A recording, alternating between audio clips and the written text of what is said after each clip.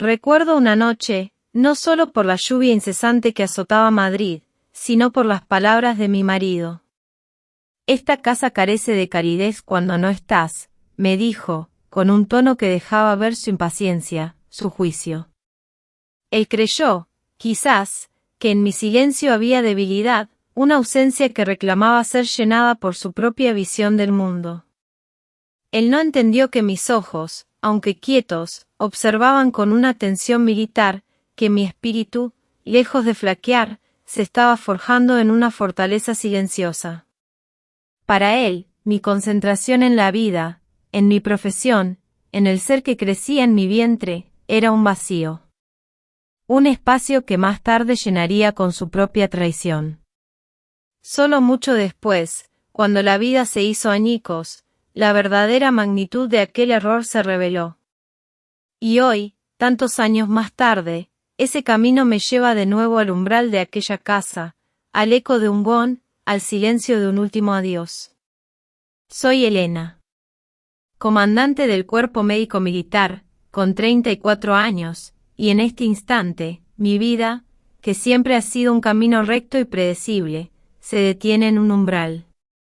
A mi lado, mis dos hijos, Marcos y Sofía, de 13 años, caminan con la misma disciplina que les he inculcado.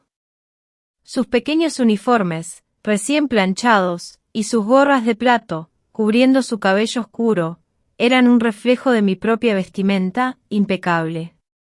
Siempre les digo que la disciplina no es solo una regla, sino un escudo. Y hoy, lo necesitaríamos. Nos dirigimos a un velatorio en Madrid, el de don Rafael, el coronel retirado, el padre de mi exmarido. 7 años han pasado desde que crucé por última vez el umbral de aquella casa, bajo una lluvia torrencial. 7 años en los que el silencio ha sido mi compañero, la disciplina mi guía, y mis hijos, mi razón de ser. No vengo aquí buscando nada, solo vengo a cumplir con un deber, una deuda de respeto hacia un hombre que, a su manera, siempre fue honorable. El sonido rítmico y grave de un gong, coc coc coc, marcaba el pulso en la sala cubierta de telas blancas. La puerta, que reconocía bien, se abrió. Entramos. Mis pasos firmes. Mis hijos, uno a cada lado, sus ojos grandes y oscuros, curiosos. Toda la sala se detuvo en seco. Las conversaciones cesaron. El aire se hizo espeso, cargado de miradas que se posaban sobre nosotros, como alfileres. Miradas de sorpresa, de juicio, de curiosidad morbosa. No bajé la cabeza. No temblé. Mi espalda, recta como siempre. Era la postura de alguien que ha atravesado tormentas y conoce el valor de la verdad. Me detuve frente al retrato en el altar. Don Rafael, con su uniforme de gala, nos miraba con la misma seriedad benevolente que recordaba. Mi voz, aunque baja, resonó con una claridad que cortaba el aire. Padre, pido permiso para traer a sus nietos a despedirle, 7 años tarde. El gong siguió su ritmo, pero el tiempo pareció detenerse. Un murmullo, casi un suspiro, se extendió por la sala. Al fondo, entre la multitud, vi a Gonzalo. 37 años, arquitecto de renombre ahora, pero en ese momento, se levantó de su asiento como si una fuerza invisible lo hubiera clavado al suelo. Su rostro palideció. Sus ojos, antes llenos de una incomprensible frialdad, ahora estaban fijos en Marcos y Sofía. Eran el vivo reflejo del mismo, hasta el punto de erizar la piel. La misma forma de los ojos, la curva de la boca, la barbilla testaruda. Reconocí cada rasgo. A un lado, en el umbral del salón, doña Carmen, su madre, de 60 años, apretaba un pañuelo de encaje hasta que sus nudillos se tornaron blancos. Su rostro, por un instante, se quedó lívido. Sus ojos, siempre tan penetrantes, se encontraron con los míos. No había odio ruidoso en mi mirada, solo la calma de quien ha cruzado tempestades y se sabe de memoria la disciplina de la vida. Me volví hacia mis hijos. Saludad a vuestro abuelo, hijos. Marcos inclinó su pequeña cabeza. Hola, abuelo, soy Marcos. Sofía, con su vocecita tímida, añadió, y yo soy Sofía. Marcos, con la inocencia de su edad, me preguntó en voz baja, pero sus palabras se clavaron en el corazón de los adultos. Mamá, ¿por qué el abuelo nos conoce ahora? Me tragué el nudo en la garganta. A veces, los adultos somos más débiles que los niños. Gonzalo se tambaleó hacia nosotros, su boca se abrió, pero las palabras se quedaron atrapadas en su garganta. Yo seguía de pie, la espalda recta, como ante una formación militar. Soy Elena, 34 años, médico militar, su exesposa, y estos son sus hijos. El sonido lúgubre de la campana funeraria cayó pesado, como una sentencia. Algunos parientes cuchichearon. Las miradas indiscretas nos recorrían a los tres, como cuchillas desafiladas. Doña Carmen dio un paso, luego se detuvo. Sus ojos chocaron con los míos. No había rencor en mis ojos, solo la serena determinación de quien ha superado la tormenta. Ajusté el cuello del uniforme de Sofía, un gesto pequeño pero firme. Levanté la vista y miré directamente el retrato de don Rafael. Padre, descanse tranquilo. Hoy he traído a sus nietos para que sepa que siguen creciendo con dignidad. Gonzalo aspiró profundamente, su voz rota. Elena, ¿por qué en 7 años no? Lo interrumpí, sin levantar la voz, sin aspereza. Ahora no. Este es el funeral del padre. Mis palabras cayeron como una línea de disciplina trazada en el suelo. Todas las preguntas, todas las justificaciones, quedaron silenciadas. Marcos tiró de mi mano, sus ojos abiertos de par en par. Mamá, podemos ponernos firmes como los soldados para saludar al abuelo. Asentí. Cuando saludamos a quien respetamos, nos ponemos firmes con la verdad. Mis hijos se pusieron a mi lado, sus manos pegadas al cuerpo, la espalda recta, la mirada al frente. De repente, la sala quedó en un silencio extraño, solo el ritmo constante del gong, como el viejo latido del corazón de una casa que había conocido el paso de un soldado. Aquella escena en el velatorio me trajo de golpe un recuerdo, un dolor que se había cosido al alma pero que la mente guardaba con una disciplina férrea. 7 años atrás, en Madrid, en un mes de julio. La lluvia, aquella noche, no avisó. Cayó torrencial, con una furia inusual. Golpeteaba contra el tejado, chapoteaba en el alféizar de la ventana, empapando el pequeño apartamento que Gonzalo y yo compartíamos. Cerré la puerta despacio, mi mano protegiendo mi vientre. Llevaba 7 meses de embarazo, esperando gemelos. Acababa de terminar mi turno en el hospital militar y estaba agotada, pero una dulce alegría me invadía. Había conseguido cita para la revisión del día siguiente. Solo ansiaba una noche tranquila con mi marido. Una noche de paz, eso pensaba entonces. Sonreí, la puerta del dormitorio estaba entreabierta. Una luz amarilla se desbordaba hacia el pasillo. Di un paso más, y entonces me detuve. Mi mundo se paralizó. Sobre nuestra cama, la cama de nuestro matrimonio, Gonzalo abrazaba a una mujer desconocida. Un perfume dulzón, empalagoso, se mezclaba con el olor a humedad de la lluvia. Las sábanas, revueltas, delataban la urgencia, la prisa. Nadie había tenido tiempo de recoger las mantas, nadie había encontrado una mentira a mano. En aquel instante fugaz, lo vi todo con una claridad dolorosa. Los ojos entornados de mi marido, su mano en la nuca de la otra mujer, su camisa de vestir colgada desgarbada sobre una silla. El sonido de la lluvia se transformó en un martilleo metálico en mis sienes. Los bebés en mi vientre se removieron suavemente.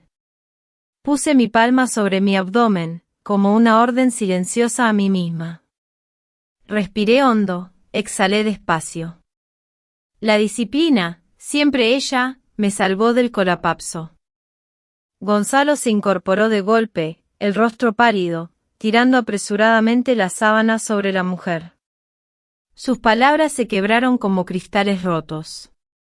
La mujer, torpe, se abrazó el pecho, retrocedió hacia la esquina de la cama y luego se refugió, a toda prisa, en el cuarto de baño. No grité. No lancé nada. Simplemente miré fijamente, mi voz tranquila, casi inquietante. ¿Tienes algo que decir? Gonzalo tragó saliva, su voz ronca. Estoy bajo mucha presión. Los proyectos se acumulan. Tú estás siempre de guardia. Esta casa carece de calidez.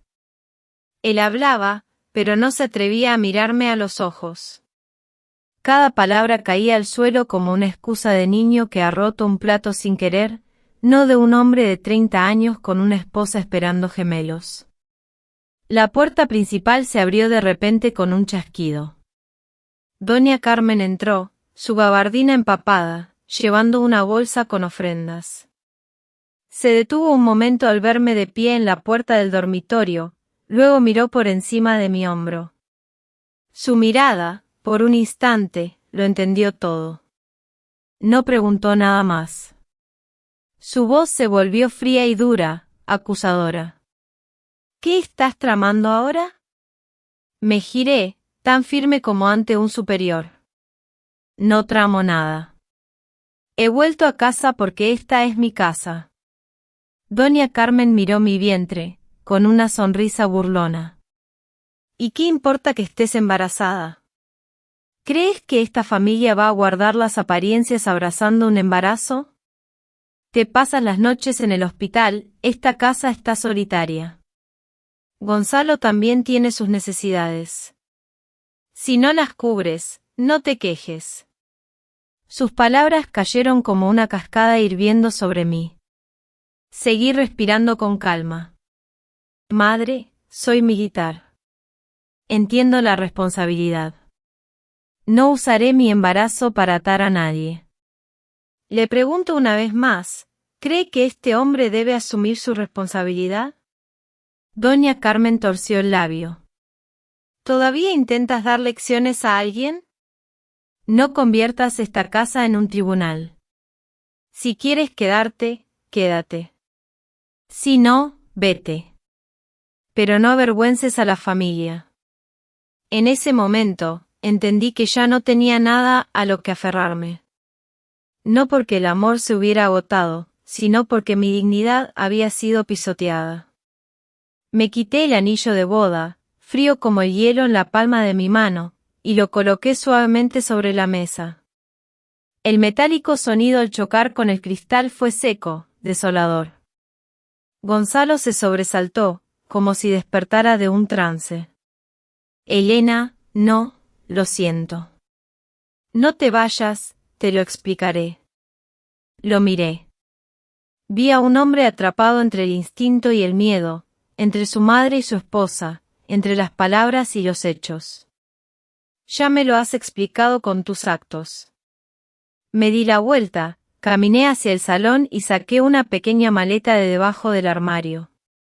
Unas pocas prendas, documentos, mi historial médico del embarazo, unos zapatos bajos. Cada objeto que metía en la maleta era como un corte que iba rompiendo los lazos que me unían a esa vida. Doña Carmen me bloqueó el paso, su voz más alta. Vete ya. No vuelvas. No esperes apoyo de esta casa. Levanté la cabeza y la miré directamente, sin odio. No dependo de nadie, dependo de mí misma. Rodeé a Doña Carmen y abrí la puerta. El viento frío se coló por el pasillo. La lluvia me azotó la espalda, calándome hasta los huesos. Gonzalo me siguió hasta la puerta, extendiendo una mano desesperada. Elena, estás embarazada. No seas tan terca. No me detuve. Ser fuerte no significa no sentir dolor, significa saber proteger a mis hijos. Bajé los escalones. Mi maleta traqueteaba sobre el pavimento mojado. El sonido de la lluvia era como un redoble de tambores de guerra. Nadie me retuvo. Ni una sola palabra de disculpa lo suficientemente fuerte para detener los pasos de aquella mujer. En la calle, el tráfico disminuía. La ciudad se sumergía en una densa cortina de lluvia. Me resguardé bajo un alero, abrazando mi vientre, susurrando a mis dos pequeños: mamá os llevará a un lugar seguro. Llamé a un taxi, con destino a la estación sur de autobuses. En el espejo retrovisor, la sombra de aquella casa se hacía cada vez más pequeña. Hay puertas que, una vez cerradas, no se vuelven a abrir. Porque al otro lado, alguien eligió el silencio en el momento justo en que debió hablar. Aquella noche de lluvia, un matrimonio se rompió.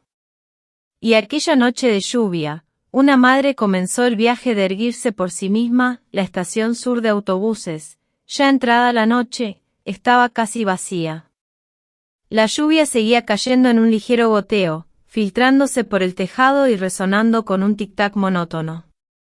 Arrastraba mi maleta, con la otra mano sujetaba mi vientre de 7 meses, pesado con los gemelos. Un dolor agudo se contraía en la parte baja del abdomen, se soltaba, volvía a contraerse. El ritmo no era el de una contracción normal. Respiré despacio, contando los tiempos. 4 tiempos para inhalar, 4 para mantener, 4 para exhalar. La disciplina autoimpuesta me salvaba del pánico. Una ráfaga de viento helado se coló por el andén. Me senté en un banco de piedra desconchado. A pesar de la noche lluviosa, el sudor me perlaba la frente. Una vendedora de maíz cocido, una señora de más de 60 años, empujó su carrito y se cobijó bajo el alero. Me miró de reojo, luego dejó su carga y se acercó. «Hija, estás blanca como la cera, ¿te duele mucho?» Asentí. Creo que son signos de parto prematuro. La señora puso una mano cálida en mi hombro, su voz llena de preocupación. ¿De cuántos meses estás? 7 meses, gemelos. La mujer soltó un fuerte suspiro. Dios mío, tienes que ir al hospital de inmediato. Justo en ese momento, una pequeña furgoneta se detuvo en la estación. Los faros se abrieron en un haz de luz. Del habitáculo bajó un hombre de mediana edad, delgado y curtido por el sol. Señora Rosa, ¿necesita algo? La vendedora de maíz se giró bruscamente. Señor Carlos, por favor, ayude a esta chica al hospital del pueblo. Seguro que es un parto prematuro. El hombre, señor Carlos, no preguntó nada más. Se apresuró a ayudarme. Suba, señorita. La noche está lluviosa y la carretera resbaladiza, pero llegaremos a tiempo. Me apoyé en su brazo, mi respiración entrecortada. Intenté mantener la calma. Gracias a los dos, puedo sentarme sola. El coche arrancó. El limpiaparabrisas emitía un clac, clac rítmico. Me incliné ligeramente hacia la izquierda, aliviando la presión sobre mi vientre. Cada vez que llegaba una contracción, respiraba según el ritmo que había practicado. El señor Carlos preguntó, preocupado. ¿A quién llamamos de su familia? Negué con la cabeza. No tengo a nadie aquí. Mis padres están en Toledo. Por favor, llévame directamente al hospital del pueblo. La señora Rosa, sentada a mi lado, me apretó la mano suavemente. Apóyate en mí. Caiga al cielo, nos ayudaremos. Al llegar a la entrada del hospital del pueblo, las luces blancas eran cegadoras. Los tres, casi al unísono, gritamos pidiendo ayuda. Una enfermera de turno nocturno empujó una camilla y me llevó a la sala de urgencias de maternidad. El joven ginecólogo, con los ojos hundidos por las guardias, me examinó rápidamente, su voz decidida. Cuello uterino dilatado, contracciones fuertes, embarazo gemelar, edad gestacional baja, riesgo de dificultad respiratoria posparto. Preparen el quirófano, reanimación neonatal. ¿Familiares para firmar? Tragué saliva. Yo firmo, yo soy la madre. La enfermera dudó un segundo, luego me entregó el formulario de consentimiento. Sostuve el bolígrafo. Mi mano temblaba ligeramente, pero mi firma fue recta. El médico me miró. ¿Tiene alguna enfermedad crónica? ¿Es alérgica a algún medicamento? Soy médico militar. Entiendo el procedimiento. Por favor, salve a mis hijos primero. El ambiente en el quirófano era frío. El olor a desinfectante era penetrante. Las luces redondas bajaron. El sonido de los instrumentos médicos era un clac, clac rítmico. Me acosté boca arriba, mis ojos fijos en el halo de luz. Mi mano buscaba inconscientemente el borde de la sábana. Al oído, la voz suave de una enfermera, como si me pusiera una mano en el hombro. Vamos, aguanta, estamos aquí. Cerré los ojos, susurrando como una orden. Marcos, Sofía, aferraos a mamá. Un pequeño grito, ronco y corto. Luego un segundo grito, más débil y frágil. El tiempo pareció detenerse en esos dos sonidos. Quise incorporarme, pero mi cuerpo pesaba como plomo. El médico habló rápidamente. Varón, 1,6 kg. Hembra, 1,4 kg. A las incubadoras, con soporte respiratorio. Abrí los ojos, justo a tiempo para ver el instante en que dos pequeños seres eran llevados a mi altura. Dos rostros como pequeñas semillas aún húmedas, sus labios finos entreabiertos. Reuní las últimas fuerzas, hablando muy despacio para no tropezar con las lágrimas. Hola, Marcos. Hola, Sofía. Habéis llegado. La cirugía concluyó. Mis manos, frías por el esfuerzo. Fui trasladada a la sala de recuperación. Fuera, la lluvia había cesado, fina como el polvo. La señora Rosa y el señor Carlos estaban sentados apoyados en la pared, sus ropas empapadas, sus ojos hundidos por el desvelo. La enfermera salió sonriendo. Los dos bebés han superado la primera crisis. Tienen bajo peso, hay que cuidarlos mucho, pero están estables. La señora Rosa rompió a llorar en silencio, dándose pequeños golpecitos en el pecho, como si se librara de una pesada carga. El señor Carlos se inclinó para ocultar un suspiro, luego se levantó para comprar algo de comer. Abrí los ojos cuando el cielo empezaba a clarear. El techo del hospital era de un blanco opaco. Me moví con dificultad, girando la cabeza hacia la ventana de la sala de neonatos. Dos incubadoras, una al lado de la otra. Las luces rosadas y púrpuras se reflejaban en la piel de los bebés, cada respiración un ligero aleteo como un hilo frágil. Tenía un nudo en la garganta. Quería correr a abrazarlos, pero sabía que la distancia de unos pocos pasos era la barrera de su seguridad. El ginecólogo entró para revisar el historial, anotando con pulcritud. Madre bien, en unos días si todo va bien, pasará a posparto. Los bebés serán atendidos según el protocolo de prematuros, solo hay que firmar algunos trámites más. Asentí, mi voz ronca. Gracias a todos. Lo debo todo a ustedes. El médico me miró un poco más. Anoche estuvo usted excepcionalmente tranquila. No cualquiera firma una decisión en esas circunstancias. Sonreí débilmente. Llevo mucho tiempo practicando la respiración. Anoche solo la puse en práctica. Fuera, la lluvia había parado. La luz del amanecer se filtraba por las cortinas verdes. Puse una mano sobre mi abdomen, ahora plano tras la cirugía, sintiendo un vacío que se había ido y dos nuevas vidas que se llenaban con el tic-tac del monitor. Susurré suavemente, como un juramento en el cuartel: puedo perder mi casa, pero nunca os perderé a vosotros. Cuando Marcos y Sofía estuvieron estables en las incubadoras, pedí el alta para seguir el tratamiento ambulatorio y así ahorrar costes. A unas 3 calles del hospital del pueblo, había una hilera de viejas casas de alquiler.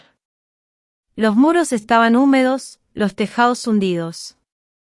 La única habitación disponible, de unos 15 metros cuadrados, tenía la puerta de madera desencajada y el suelo de baldosas desgastadas. La señora Rosa, la dueña de la pensión, una mujer delgada con canas dispersas, me entregó las llaves y me dijo en voz baja: cualquier cosa, me la dices. El tejado gotea por esa esquina. La cama, sepárala un poco y listo. Asentí, agradecida. Coloqué las cunas de plástico contra la pared más seca, extendí sábanas limpias y organicé con pulcritud un rincón con pañales, biberones y gotas nasales. Cada mañana, iba en bicicleta al hospital a visitar a mis hijos, preguntando al médico cada detalle: su respiración, su peso, la cantidad de leche. Por la tarde, corrí a un taller de costura cercano, donde me ofrecía a doblar ropa por turnos.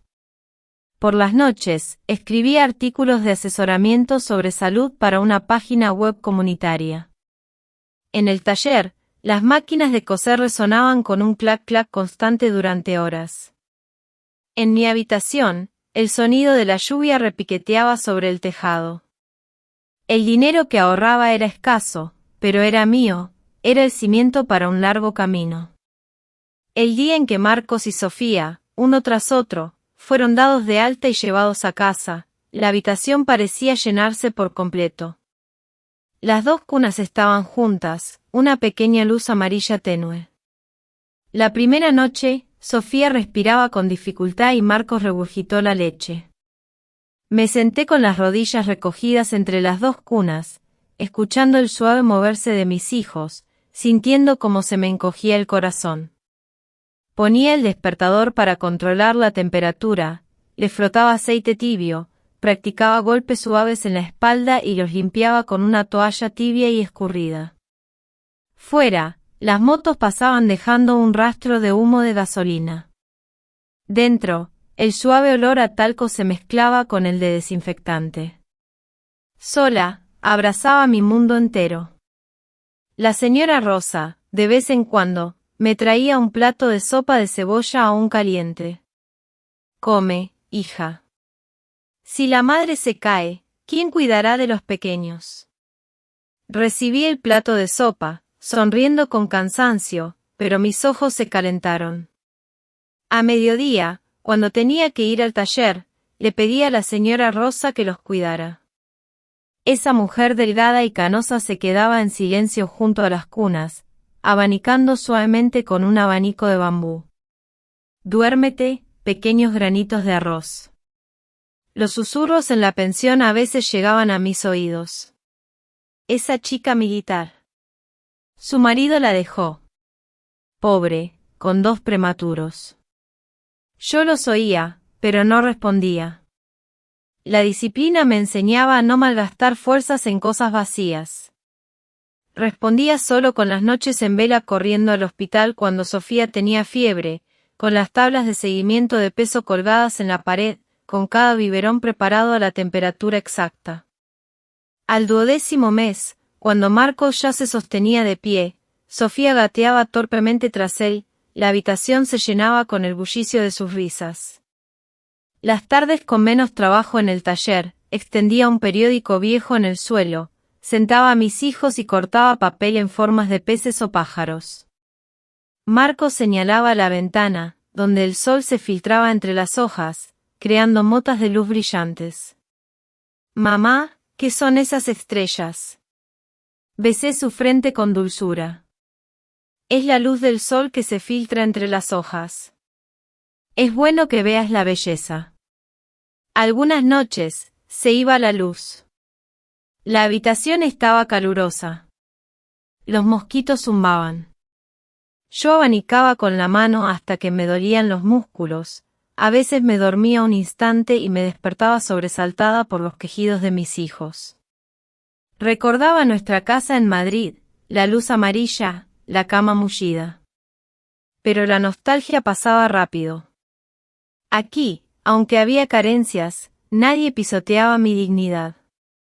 Aquí, cada gota de sudor tenía un valor. Una noche de fuerte lluvia, el agua se filtró en un largo chorro por la esquina de la habitación. Marcos se despertó llorando a mares. Sofía tenía la cabeza ardiendo. Me puse el chubasquero, abracé a Sofía y le pedí a la señora Rosa que cuidara a Marcos mientras yo salía corriendo a la calle. La lluvia me azotaba. El viento soplaba con fuerza. Al llegar a la entrada del hospital, estaba empapada como si me hubieran sacado de un estanque. El médico de guardia miró el grueso historial y asintió. Mamá ha cuidado bien a la niña, por eso se recupera rápido. Suspiré aliviada, agradecida. En mis ojos, el hospital del pueblo, de repente, parecía un hogar. A la mañana siguiente, salió el sol, el agua se retiró y la habitación volvió a secarse. Tendí las mantas a secar en la cuerda, viendo a mis hijos dormir plácidamente, y mi corazón se llenó de calidez. Ahorraba cada céntimo, me esforzaba cada día. La única idea que me hacía levantar cada mañana era: debía ser fuerte para que mis hijos crecieran decentemente. Y así, desde aquella habitación de 15 metros cuadrados, se construyó una nueva forma de vida, pocas palabras, mucho trabajo, pocas quejas, muchos pasos. Al 13º mes, cuando Marcos y Sofía ya habían superado la etapa más delicada, mi teléfono sonó sin parar. Al otro lado, una voz masculina grave, concisa, sin palabras de más. Elena, ¿verdad? Soy el comandante Torres, del Cuerpo Médico Provincial. Mi unidad necesita a alguien con experiencia. Si está lista, preséntese mañana por la mañana. Miré las dos cunas, una al lado de la otra, en la habitación de 15 metros cuadrados. La disciplina en mí se encendió como un interruptor. Comandante, estoy lista. Me apoyé en la ventana, respirando hondo. Volver al ejército significaba guardias largas, significaba estar lejos de mis hijos muchas horas, significaba ser madre y soldado a la vez. Pero si me aferraba a esta habitación de alquiler, ¿qué futuro les esperaría a mis hijos? A la mañana siguiente, me puse mi uniforme militar, planchado a la perfección la noche anterior. La señora Rosa estaba en el umbral de la puerta, metiéndome en la mano una bolsa de chao de pollo. Ve a trabajar tranquila. Yo cuidaré de los niños. No te preocupes. Asentí. Si pasa algo, me llama. De camino a la unidad, el cielo, después de la lluvia, estaba límpido y sereno. Puse mi mano sobre mi pecho, escuchando el ritmo regular de mi corazón. Los pasos de vuelta al cuartel me llevaban de regreso a un ritmo de vida que había interrumpido. La sala de urgencias del Cuerpo Médico Provincial era un torbellino. Desde el primer día, un joven soldado había llegado con una fractura de tibia y peroné tras un entrenamiento, acompañado de una profunda hemorragia por una herida abierta. Actué con rapidez y decisión. Coloqué el torniquete en el punto exacto, controlé el sangrado, tranquilizando al paciente con una voz firme pero suave. El médico de guardia miró su reloj y asintió levemente. El segundo caso fue una mujer civil con un dolor abdominal intenso debido a una apendicitis, en un estado de gran ansiedad. La examiné rápidamente, completé el expediente y la remití a cirugía a tiempo. Cada movimiento era como volver a encajar en su lugar. Las primeras noches de guardia, el reloj de pared marcaba el paso del tiempo con un tic-tac constante. Cuando el pasillo quedaba en silencio, llamaba a la señora Rosa. Al otro lado de la línea, oía la suave respiración de los niños y el flic-flac del abanico de la anciana. «Duérmete, hija, mamá ya casi vuelve». Colgué el teléfono. Me apoyé en la pared, tragándome un nudo en la garganta. La disciplina me enseñaba a mantener la calma, pero la nostalgia por mis hijos me pinchaba como una aguja. No me permitía flaquear en ese momento. Delante tenía a los pacientes, detrás a mis compañeros. Cuando terminara mi turno, los abrazaría con fuerza para compensar. A finales de mes, la unidad recibió la orden de enviar un equipo médico a una zona gravemente inundada tras las fuertes lluvias. Fui con la delegación. El camino a la aldea estaba enlodado, con el olor acre del barro y el agua estancada. Los habitantes hacían cola para ser examinados.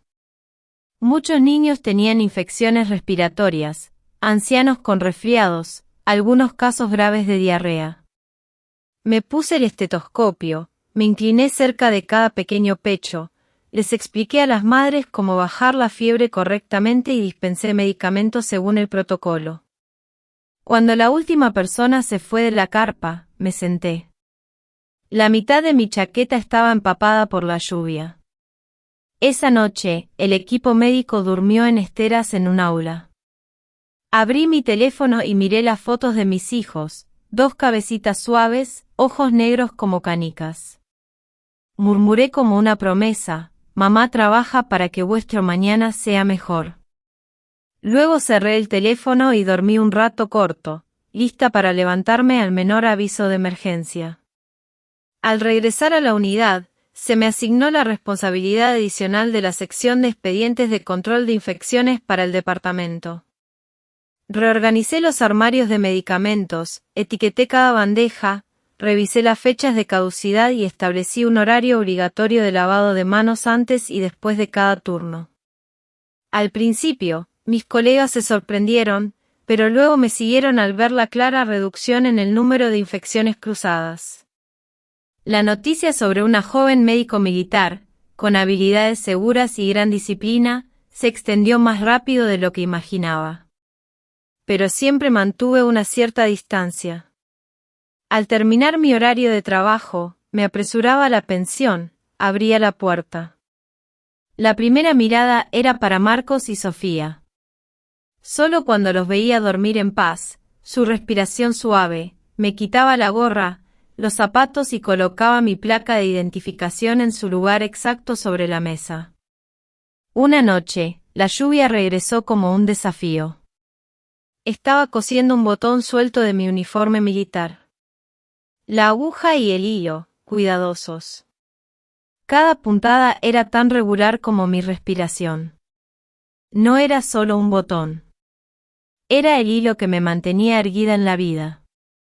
Delante, mi responsabilidad como militar. Detrás, mis 2 hijos. Y en el medio, una mujer que eligió seguir adelante con disciplina y un amor silencioso. En marzo, el cielo de Madrid estaba seco y soleado. El sol se rompía en las copas de los árboles de plátano frente a la entrada del Hospital Central Militar. Yo, Elena, entré rápidamente en el auditorio. Mi uniforme militar estaba impecable, mi placa brillante y ordenada. El Congreso Médico Militar Nacional se inauguró. Ponencias llenas de datos y casos clínicos. Me senté en las filas del centro, mis ojos fijos en las diapositivas, mis manos tomando notas concisas, sin perder nada relacionado con el cuidado de los bebés prematuros y la prevención de infecciones hospitalarias. Durante el descanso, el murmullo de las conversaciones era como olas. Una voz femenina exclamó suavemente detrás de mí. «¿Elena? ¿Eres tú?» Me giré. Era Laura, mi amiga de la academia de antaño. Su cabello recogido con una pinza, sus ojos brillantes como los míos después de una noche en vela en el turno. Me abrazó con fuerza. Dios mío, pensé que habías desaparecido. ¿Dónde has estado todos estos años? Sonreí suavemente. He estado en Toledo, trabajando y criando a 2 niños. Laura retrocedió un paso, mirándome a los ojos. ¿2 niños? ¿Estás bien? Asentí. Estoy bien. Cansada, pero con el camino claro. Nos dirigimos a un rincón del pasillo, donde una ventana daba al jardín de flores. El viento soplaba suavemente a través de las cortinas, susurrando. Laura dejó su taza de té en el alféizar de la ventana. Elena, vuelve aquí. El hospital necesita a gente como tú. El nuevo jefe de servicio, el doctor Carlos, es muy abierto. Las políticas para médicos con hijos pequeños son buenas. Aquí podrías trabajar en tu especialidad y tus hijos podrían ir a buenas escuelas. La escuché en silencio, mis ojos fijos en el patio de baldosas. La gente en uniforme militar pasaba de un lado a otro, con un ritmo constante, pasos firmes. ¿Sabes? Laura bajó la voz. Aquí todavía se acuerdan de una médico con habilidades firmes llamada Elena. Los viejos tiempos no fueron fáciles, pero si no vuelves, ¿cómo podrán tus hijos tener mejores oportunidades? Puse las palmas de mis manos sobre el alféizar de la ventana, respirando hondo. Mi ritmo cardíaco volvió a la normalidad. Volver, pensé, significa enfrentarse. En esta ciudad había caras que no quería ver. Laura entendió al instante. Me miró, su voz más lenta. He oído algo. Gonzalo ahora es un arquitecto de renombre, ha hecho grandes obras, pero vive solo, poco sociable. Se rumorea que, después de aquello, pocas veces ha estado realmente alegre. No reaccioné. Un movimiento apenas perceptible en la comisura de mi boca fue la única señal de que mi corazón se conmovía. Luego hablé con calma y claridad. Los adultos cometen errores, ellos mismos los cargan. Solo quiero que mis hijos tengan una buena escuela, un buen hospital y yo un lugar donde ejercer mi profesión con dignidad. La campana anunció el inicio de la siguiente sesión. Laura me apretó la mano suavemente. Después del congreso, te concertaré una cita con el doctor Carlos. El resto lo decides tú. No prometí nada, tampoco rechacé. Volví al auditorio, me senté en mi silla, mi bolígrafo sobre el papel. En ese momento, la ponencia sobre el control de infecciones había pasado a la eficacia del correcto lavado de manos. Añadí una línea a mis notas. Ningún detalle es pequeño si puedes salvar una vida. Al caer la tarde, el primer día del congreso terminó. Salí por la puerta del hospital. El cielo, azul claro, se volvía más oscuro. Me detuve un momento. Llamé a la señora Rosa. Señora, los niños están dormidos. Sí, Sofía comió bien. Marcos me pidió que le contaras un cuento cuando llegaras. Sonreí. Sí, no los deje despertar. Colgué el teléfono. En la acera, las hojas secas crujían bajo mis botas. Las palabras de Laura aún resonaban en mis oídos. Volver a la capital no era para presumir, sino para cumplir mi responsabilidad con mis 2 hijos. Pero regresar también significaba que las viejas puertas podían abrirse de nuevo, que las viejas caras podían reaparecer. Entrecerré los ojos, mirando hacia el paso elevado. El tráfico fluía como un río de luces. Susurré, como un pacto conmigo misma. Mañana me reuniré con el doctor Carlos. Escucharé antes de decidir. El único objetivo, Marcos y Sofía. Luego, seguí caminando. Mis pasos eran firmes. En mi corazón, seguía siendo una militar. En la vida, seguía siendo una madre. Mis dos cargas eran igual de pesadas, pero ninguna podía soltarse. La vida en Toledo, con su ritmo pausado y la familiaridad del hospital provincial, me había dado una cierta calma. Mis hijos crecían, fuertes y curiosos, y yo había encontrado mi lugar, tanto como médico militar como madre.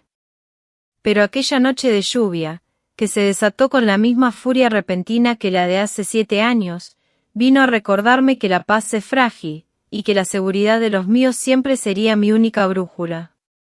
Marcos y Sofía dormían profundamente en sus cunas, el suave resplandor de una lámpara de noche apenas iluminaba la pequeña habitación de 15 metros cuadrados. Estaba revisando unos informes, el sonido de la lluvia contra el tejado era una melodía constante. De repente, un gemido. Sofía se movió inquieta. Me acerqué, mi mano en su frente. Ardía. Un calor intenso. Cogí el termómetro. Subió rápidamente hasta la marca roja. La fiebre llegó como un fuego que prende en la yerba seca. No hubo pánico. La disciplina se activó.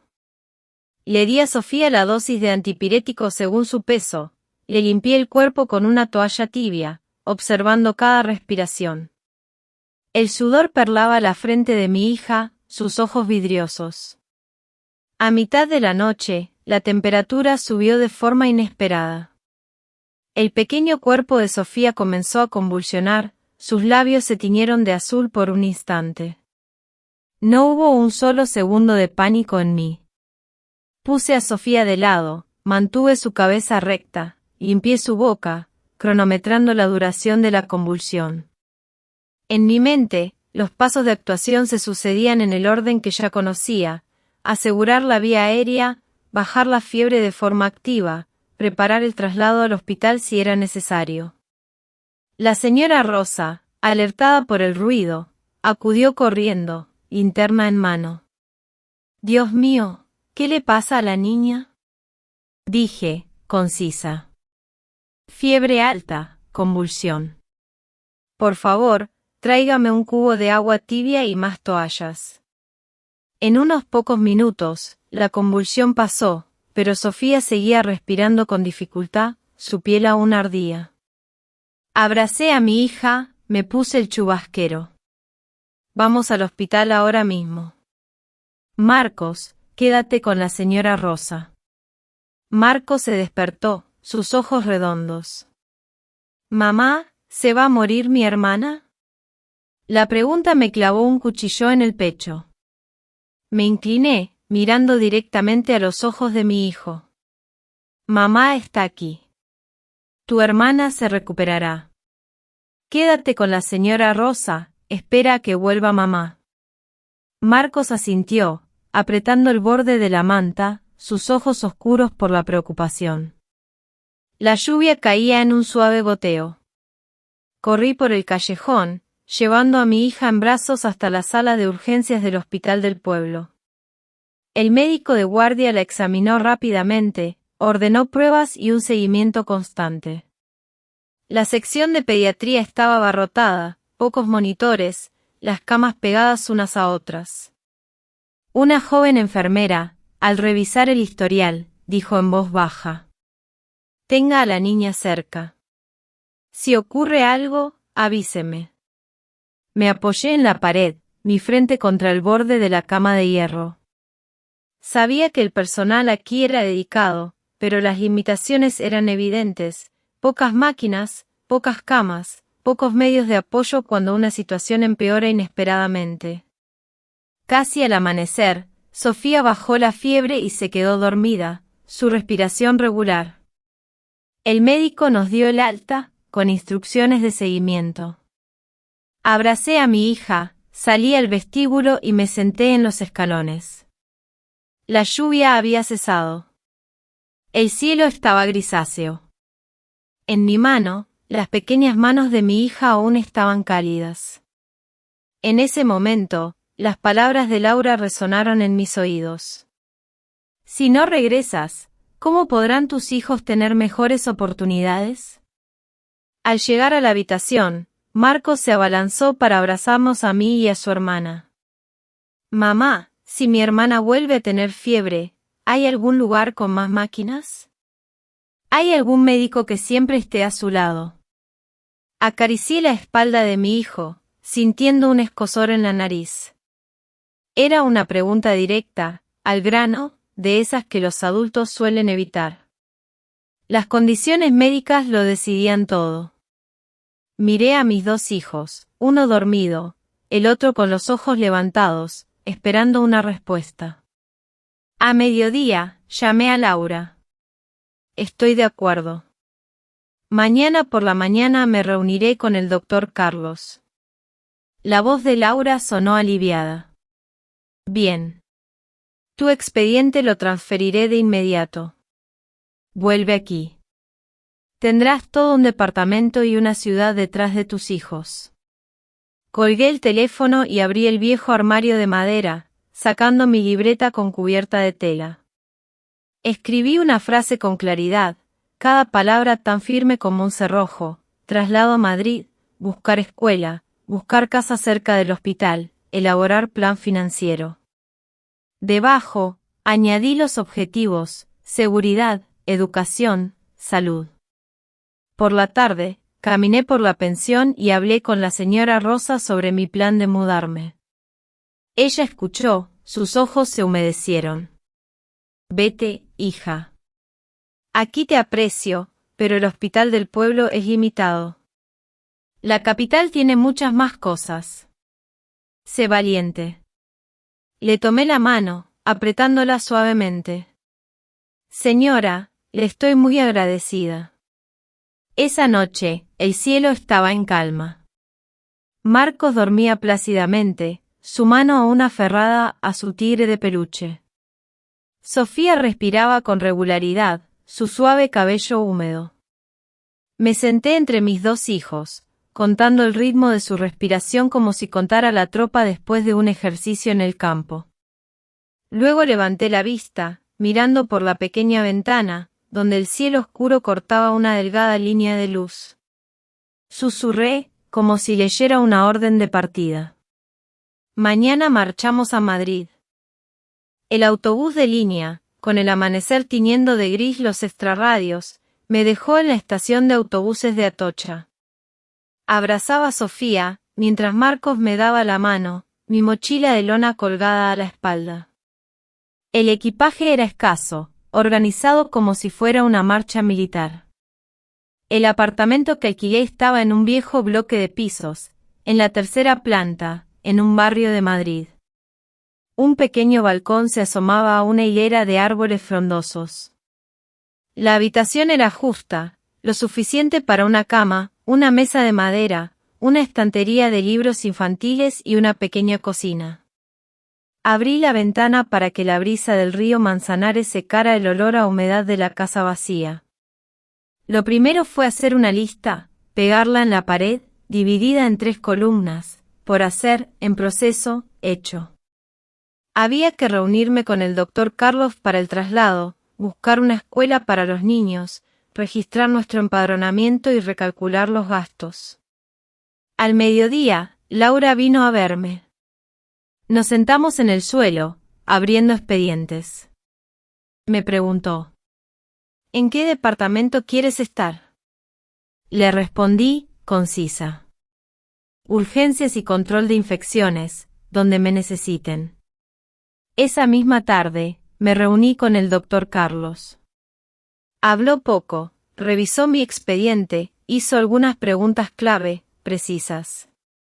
Cuando llegó a las tablas de protocolos de lavado de manos y desinfección que había elaborado en Toledo, levantó la vista, frunció el ceño, luego asintió. Mañana incorpórese a su puesto. Necesitamos gente que trabaje como usted. Un nuevo ritmo de vida comenzó. Por las mañanas, llevaba a mis hijos a la guardería cercana, advirtiendo a la maestra sobre su prematuridad y su resistencia. Por las tardes, los recogía y caminábamos por el callejón. Ellos, con sus voces canturreantes, señalaban los puestos de la calle. Mamá, mira, el carro de arroz con leche y judías. Mamá, mira, la señora que vende hojas de plátano rojas. El pequeño apartamento se llenó poco a poco de vida. Las cajas de lápices de Marcos, la cinta azul de Sofía, unas macetas que yo misma había puesto en el balcón para que mis hijos pudieran tocar las hojas. El Hospital Central Militar era un torbellino. No pedí concesiones, acepté directamente los turnos de guardia. La primera noche, un caso de traumatismo torácico por accidente de tráfico. Un pulmón colapsado que requería un drenaje urgente. Ocupé mi puesto sin que nadie tuviera que decírmelo. El siguiente caso fue una sepsis, una carrera contra el tiempo. Por la mañana, escribí en la pizarra de la sala de guardia, prohibido cansarse antes de terminar el turno. Letras firmes, rectas como una formación militar. Cuando el turno terminó, me detuve un instante. Fui a la cafetería a comer un plato de estofado. El ambiente se mezclaba con el olor caliente del caldo, el tintineo de cucharas, el murmullo de la gente. Hacía cola, mis ojos en el menú. De repente, un grupo de mujeres entró. A la cabeza, doña Carmen. Llevaba un vestido largo de color oscuro, un chal fino, su andar inconfundible. Su mirada recorrió la sala, se detuvo un instante en mí. Por una fracción de segundo, su expresión se contrajo, luego se tensó de nuevo, fría como un espejo. Yo seguía con mi bandeja en las manos. No bajé la cabeza, tampoco la miré fijamente. Simplemente me di la vuelta, elegí una mesa vacía junto a la ventana. Mi espalda, recta. Comí despacio, sin prisa. Doña Carmen se detuvo, su mano apretando el asa de su bolso, las venas de sus dedos ligeramente marcadas. Una amiga a su lado le preguntó en voz baja. Ella solo negó con la cabeza. Se adentraron en la cafetería. No hubo intercambio de palabras. El silencio, en ese momento, pesaba más que cualquier reproche. Por la tarde, al volver a casa, Marcos, emocionado, me contó sobre su clase. Habían colgado un mapa de España. La maestra les había enseñado el himno nacional. Sofía corría de un lado a otro, mostrándome 2 flores de papel que había doblado ella misma. Yo escuchaba mientras lavaba los platos, sintiendo como el corazón se me aliviaba poco a poco. Al anochecer, organizaba la semana siguiente. Horas para ayudar a los niños con los deberes, horas para hacer ejercicio, horas para mis guardias. Antes de apagar la luz, Marcos preguntó. Mamá, tenemos una casa de verdad, ¿verdad? Tiré de la manta, abrazando a mis 2 hijos. La casa es donde estamos en paz, para ser más fuertes mañana. A la mañana siguiente, entré por la puerta del hospital. El aroma de la madreselva en la entrada me envolvió. Me detuve un segundo, ajustando mi placa. El pasado estaba en esta misma ciudad, pero el presente pertenecía a mis 2 hijos, que me esperarían después del colegio. Aquí, la disciplina me mantenía firme, y el amor de madre me guiaba en la dirección correcta. El camino por delante era largo, pero yo ya había puesto el primer pie en el lugar correcto. Una noche, mientras ayudaba a Marcos a terminar su página de escritura, Sofía ya dormía, apoyando la cabeza en mi brazo. El pequeño apartamento estaba en silencio, respirando suavemente. De repente, el teléfono sonó con fuerza. Un número desconocido. Lo descolgué, manteniendo la voz tranquila. Aló, dígame. Al otro lado, una voz de mujer mayor, temblorosa como un hilo. ¿Es usted Elena? Soy la tía Marta. La asistenta del señor don Rafael. Ese nombre hizo que mi corazón se detuviera un instante. Tía Marta, ¿Cómo está? Don Rafael está muy mal, hija. Hoy ha sufrido un infarto y lo han ingresado en la UCI. Está semiconsciente, llamándote a ti y a los niños sin parar. Me ha pedido que, si hay tiempo, te vea a ti y a los nietos una última vez. El aire en la habitación se volvió denso. Apreté el teléfono, mis ojos fijos en mis hijos. En mi mente, apareció la imagen de aquel hombre de cabello plateado, su voz grave pero cálida. El que discretamente me servía una taza de té caliente en cada festividad, y el que estuvo ausente aquella noche de lluvia hace 7 años. Tía, doña Carmen y Gonzalo saben que me ha llamado. La tía Marta dudó. No, lo he llamado yo misma. Doña Carmen sigue resentida. Gonzalo está taciturno. Pero él, el de verdad quiere veros. Me apoyé contra la pared, respirando hondo como antes de entrar en un quirófano. Pregunté sobre su estado, sus constantes vitales, las opciones de tratamiento. La tía Marta respondió entrecortadamente, pero lo suficiente para que entendiera que el encuentro, si lo había, debía ser pronto. Colgué el teléfono y me senté en el borde de la cama. Marcos levantó la cabeza. Susurró. Mamá, ¿quién era? Acaricié el cabello sudoroso de mi hijo. La tía ha llamado para decirme que el abuelo está muy enfermo. Marcos abrió los ojos de par en par, mi abuelo. Asentí. Sofía se removió, sus ojos brillando en la oscuridad. El abuelo es como mamá. Sonreí suavemente, una sonrisa triste pero tierna. Él tiene la seriedad de mamá. Me levanté y preparé una tetera. El aroma del té de jazmín flotaba en el aire, como un hilo que arrastra a uno fuera del lodazal de las emociones. Consideré cada detalle como si planificara una operación militar. ¿A qué hora llevar a los niños al hospital? ¿Qué decirles? ¿Cómo evitar el alboroto, mantener el respeto en la sala del enfermo? En mi cabeza, la voz de mi instructor de antaño resonó. La disciplina es para mantener la calma en el caos. Marcos se acurrucó a mi lado, preguntó en voz muy baja. Si llegamos tarde, ¿se pondrá triste el abuelo? Esa pregunta tocó el punto más sensible de mi corazón. Abracé a mi hijo, mirando el reloj. Casi las 11 de la noche. Decidí que iríamos temprano por la mañana. Esta noche, necesitaban dormir lo suficiente. Y yo, necesitaba un espacio de calma para ordenar mi corazón. Abrí el armario de madera, saqué un sencillo vestido oscuro, revisé mis documentos de identidad. Le envié un mensaje a Laura. Mañana por la mañana no podré ir, tengo un asunto familiar urgente. La respuesta llegó de inmediato. Está bien, aviso a los de guardia. Me acosté entre mis 2 hijos. Miré el techo, escuchando el zumbido constante del ventilador de techo. Los recuerdos volvieron. Las veces que don Rafael me dijo que fuera despacio pero con seguridad.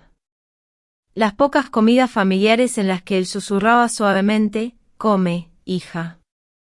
Él no pudo salvarme de aquella noche de lluvia hace 7 años, pero nunca me quitó su respeto.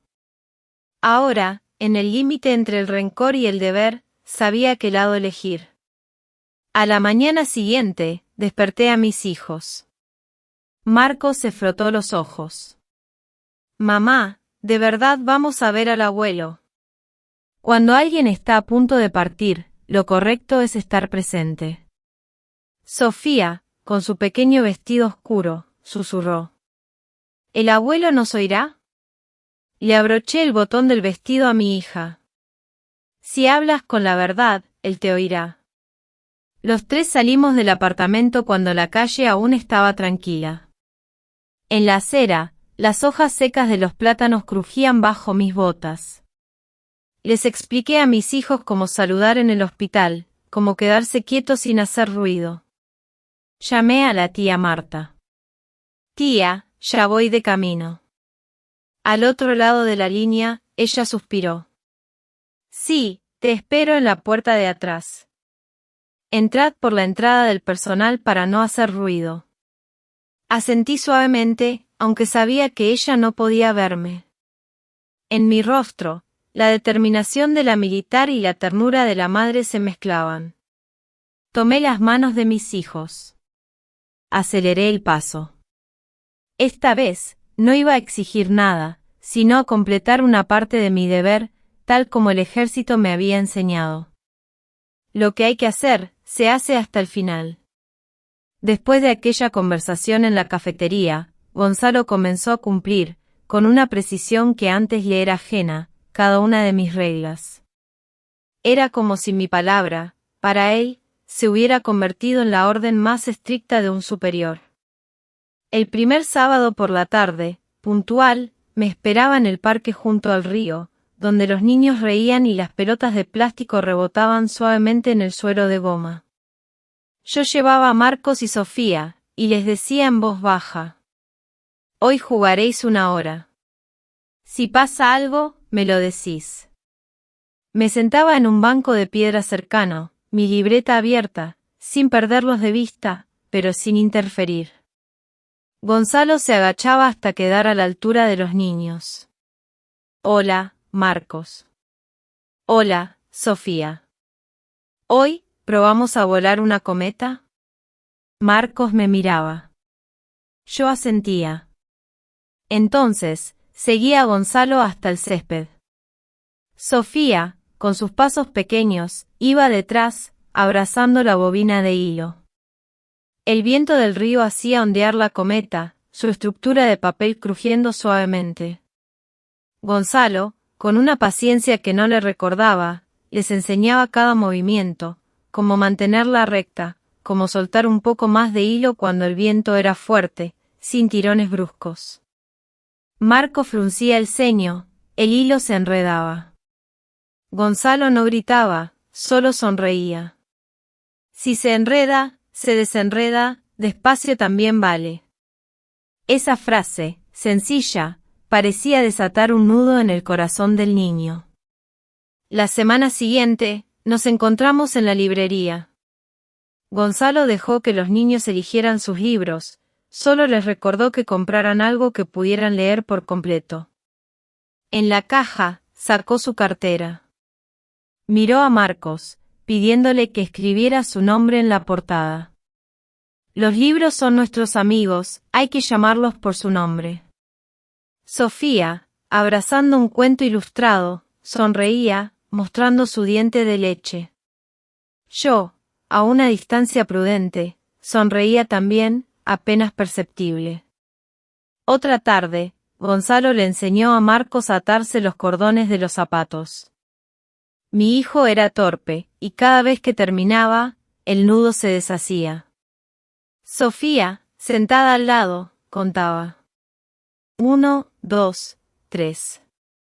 Cada vez que el cordón se soltaba, Gonzalo solo decía, inténtalo de nuevo. Sin comparaciones, sin impaciencia. A la 7ª vez, el nudo se mantuvo. Marco suspiró de alivio, me miró de reojo. Yo le hice un gesto con el pulgar, sin decir nada. Gonzalo cumplía todas mis reglas. Nunca llegaba tarde, nunca llamaba fuera de lo acordado, nunca traía a extraños. Cuando transfería los 500 euros por cada niño para sus gastos escolares, siempre especificaba, por Marcos, por Sofía. Yo confirmaba con una frase corta, recibido, ni más ni menos. Los límites eran claros, como las líneas blancas de un campo de fútbol. Una vez, nos sorprendió una lluvia repentina. Los 3 nos refugiamos bajo un alero. Sofía, con su voz pequeña, preguntó. Tío Gonzalo, si los adultos cometen errores, ¿pueden volver a presentarse al examen de buena persona? Gonzalo se detuvo un instante, luego respondió. Sí, pero tienen que estudiar más y no hacer trampas. Marco se metió en la conversación. Y alguien nos pone la nota después del examen. Gonzalo señaló su propio pecho, luego me señaló a mí, que estaba a cierta distancia. Hay dos jueces, el corazón del niño y su madre. En nuestro quinto encuentro, Marcos trajo un dibujo. Una bandera roja, 2 adultos, 2 niños. Explicó. Dibujé a mamá con mi hermana y conmigo. Y este es el amigo de mamá. Hizo una pausa. Miró a Gonzalo. Todavía no sé cómo llamarlo de otra manera. Gonzalo recibió el dibujo como una tarjeta de entrada, temporal. Otros 7 años transcurrieron, como las hojas arrastradas por el viento de otoño.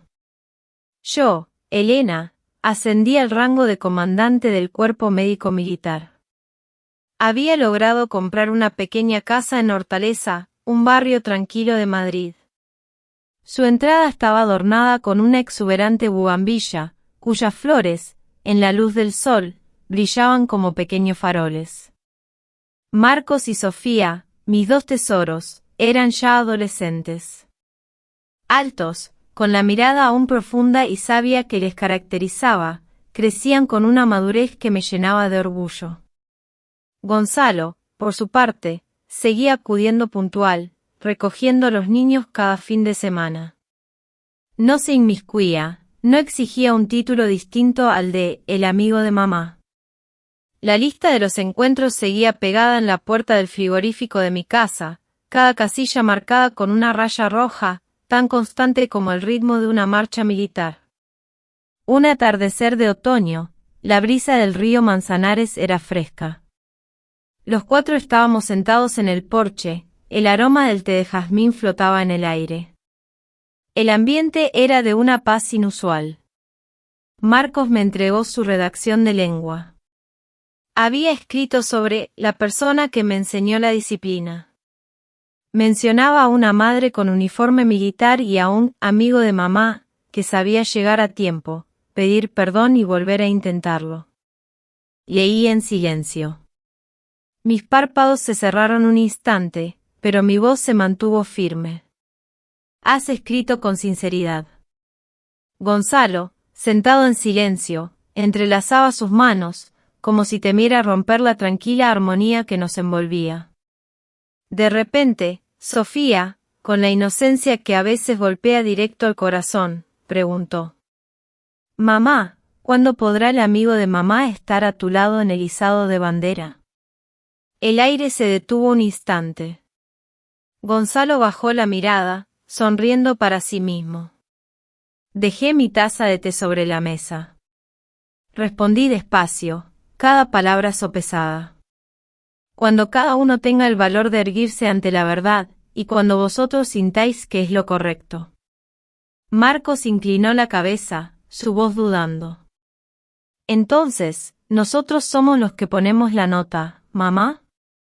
Afirmé, acariciando su cabello. Ponen la nota con vuestro sentimiento de seguridad. Esa tarde, Gonzalo llevó a los niños de vuelta a casa. Se detuvo bajo la entrada, mirando hacia el porche, donde la bugambilla aún florecía. Me saludó brevemente. Vuelvo a casa. Yo asentí, agradecida por el día. La verja se cerró suavemente. Dentro, recogí los libros escolares, colgué la chaqueta de mis hijos. En la pared, había una única foto de los 3, mis hijos y yo, sonriendo, el día que Marcos entró en el equipo de fútbol escolar.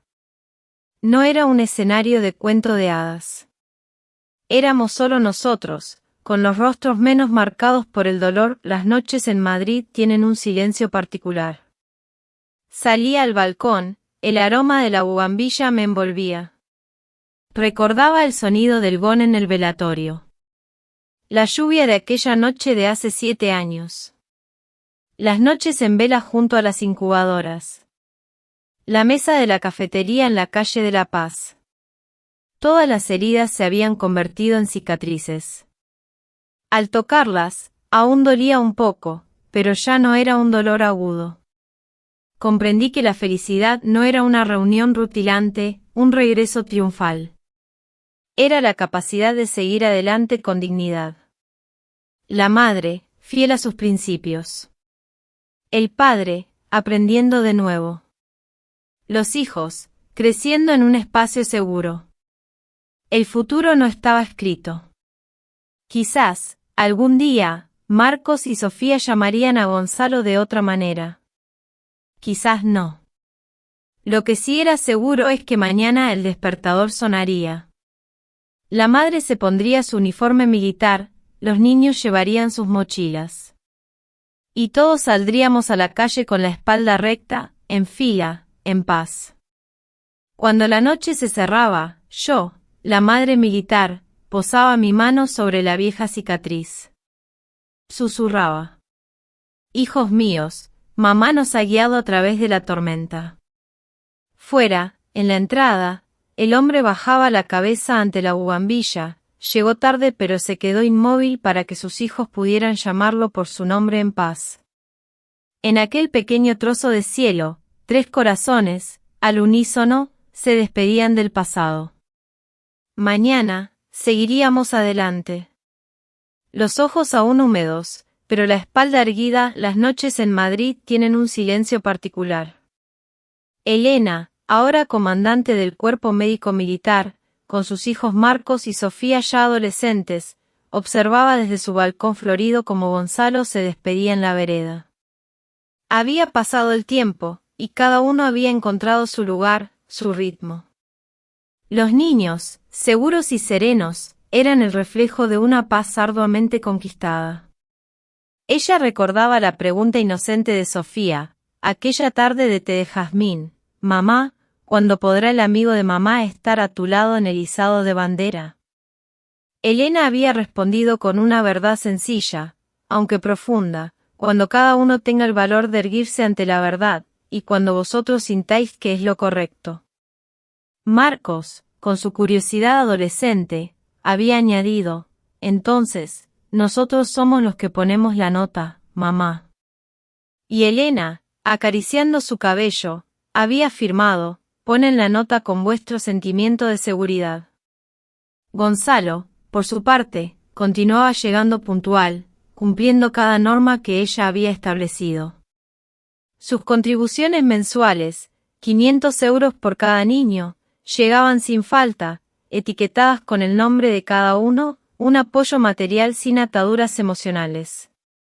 Era un hombre que había tenido éxito en su profesión, con una reputación de arquitecto respetado. Y, sin embargo, su primer fracaso, el más estrepitoso, no había sido por falta de dinero ni de influencia. Él había perdido a su familia no por escasez de bienes, sino por una ceguera del alma, por haber juzgado a una persona, a su propia esposa, la madre de sus hijos, por su apariencia superficial, por una supuesta debilidad en el hogar, por una profesión que le exigía compromiso. La soberbia de creerse superior, de desestimar el valor intrínseco de quien tenía a su lado, le había costado la posibilidad de construir un verdadero hogar. Este era el costo real de su orgullo y su falta de respeto. Pero la raíz de aquella traición no residía en una deficiencia de Elena, ni en una ausencia de calidez en su hogar, como él había excusado en aquella noche de tormenta. No, la verdadera razón yacía en la profunda inseguridad y en la fragilidad de su propio ego. Gonzalo necesitaba sentirse indispensable, el pilar sobre el que todo se sostenía. Frente a una mujer como Elena, autónoma, serena en su fuerza y silenciosa en su determinación, su mundo se tambaleaba. La fortaleza de ella, su autosuficiencia, lejos de complementarlo, le hacía sentir vulnerable, minando su necesidad de ser el que provee, el que es necesitado. Fue esa inseguridad, ese miedo a no ser suficiente o a ser eclipsado, lo que le empujó a buscar una validación externa, una confirmación de su propio valor en brazos de otra persona. El triunfo de Elena, sin embargo, no fue una victoria en el campo de batalla de la venganza o la humillación. Su verdadera victoria se manifestó en su capacidad para preservar su dignidad intacta. No necesitó explicaciones grandilocuentes, ni reproches estridentes, ni un juicio público. Se marchó en silencio, llevando consigo su valía y la vida que crecía en su vientre, sin una sola palabra de rencor que pudiera contaminar su espíritu o el de sus hijos. Su fortaleza residió en vivir de acuerdo con sus propios valores, en construir, ladrillo a ladrillo, una vida fundada en la integridad, el esfuerzo y el amor incondicional por sus hijos. Su silencio fue la respuesta más rotunda, su dignidad, la más poderosa declaración. Porque la vida, al final, no se mide por lo que se posee, sino por lo que se es capaz de construir con el espíritu. ¿Creéis que el verdadero arrepentimiento siempre encuentra su camino de regreso, o algunas heridas son demasiado profundas para sanar por completo? ¿Qué pensáis sobre la decisión de Elena? ¿Haríais algo diferente si estuvierais en su lugar? Compartid vuestras reflexiones en los comentarios, los leo siempre, palabra por palabra. Si esta historia os ha hecho pensar o sentir algo, no olvidéis dejar un me gusta, compartirla con alguien a quien creáis que también conmoverá, y suscribiros al canal para no perderos los próximos relatos. Os espero en la próxima historia, y quién sabe, la próxima vez, quizás seáis vosotros los protagonistas.